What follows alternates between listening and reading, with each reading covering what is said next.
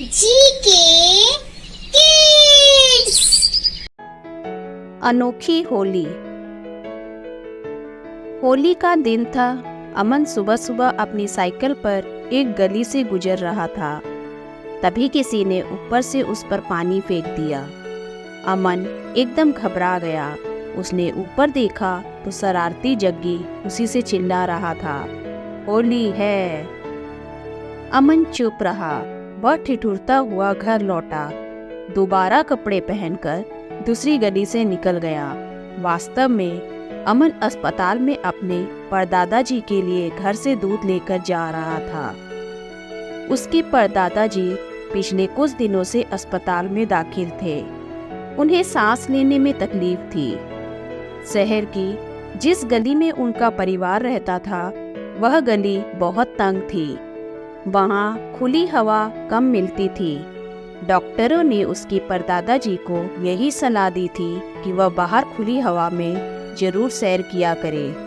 वह घर में अक्सर यही कहते थे, मैंने अमन के स्कूल में बहुत से पेड़ खुद लगाए थे अपने हाथों से, लेकिन जब से स्कूल की नई बिल्डिंग बनी है, सभी पेड़ काट दिए गए हैं। अब साफ और ताजा हवा कहाँ से आए? हर तरफ धुआं ही धुआं और प्रदूषण ही प्रदूषण।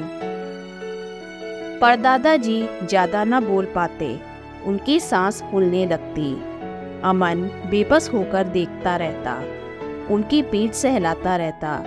ऐसा ही सड़क पर लगे वृक्षों के साथ हुआ था। कुछ लालची लोगों की उन पर बुरी नजर पड़ गई थी। अमन परदादा जी को अस्पताल में दूध पिलाकर फिर घर लौट आया। तब तक उसके पापा भी अस्पताल में पहुंच चुके थे। अमन ने आकर देखा, उसके सभी साथी हाथों में पिचकारियां लेकर एक दूसरे को रंग रहे हैं। अमन ने पिछले साल खूब होली खेली थी, लेकिन ऐसा मजाक किसी के साथ नहीं किया था जिससे किसी का मन परेशान हो। अमन, तुम होली क्यों नहीं खेल रहे? दूसरी गली आए दीपक ने उससे पूछा।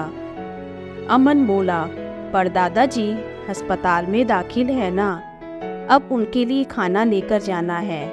मम्मी खाना बना रही है। अमन अस्पताल में खाना देकर फिर वापस आया। उसने देखा जग्गी फिर शरारती करता आ रहा था। उसके पास कई गुब्बारे थे जिनमें रंग वाला पानी भरा था।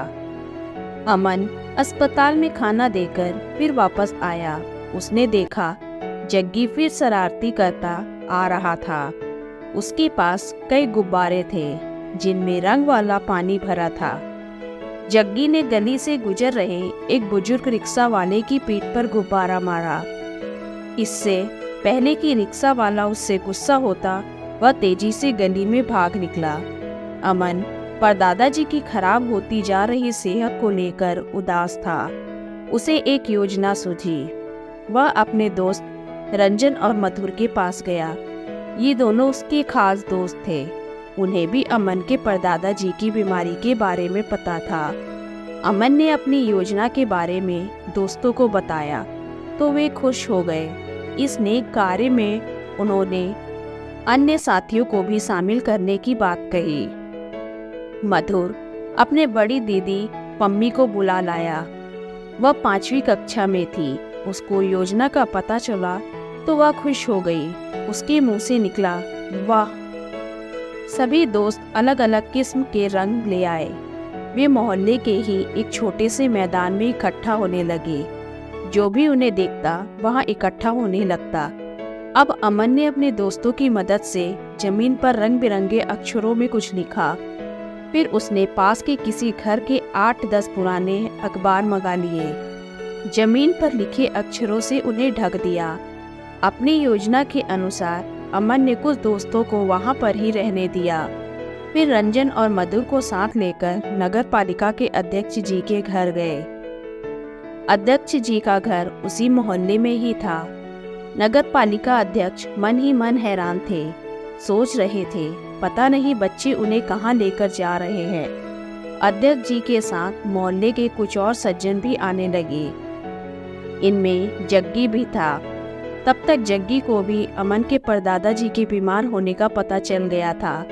उसने अमन से ऐसी घटिया हरकत के लिए माफ़ी मांगी। अब अमन नगर पालिका अध्यक्ष जी से बोला, अंकल जी, आप सभी अखबार अपने हाथ से उठाएं और हमारी कला का मुहूर्त करें। नगर पालिका अध्यक्ष जी ने ज्यों ही सभी अखबार उठाए और लिखे शब्द को ऊंचे स्वर में पढ़ने लगे।